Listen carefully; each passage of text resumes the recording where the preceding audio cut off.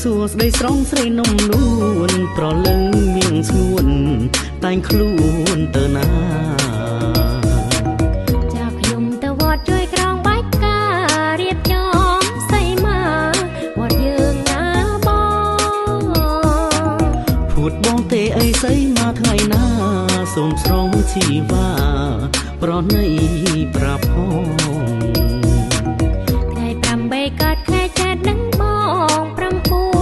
10ឆ្លងមេណាប្រងថ្លៃសំណាងបងឲ្យបានជួបនួនអងបងចូលបានផងណាស្រងចរណៃមានអីប្របងចូលចោលប្រោះថ្លៃយើងមាននិស័យ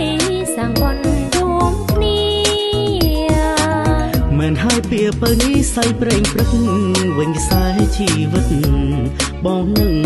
ពុំងារសីមាបេថ្ងៃសំពន់វេ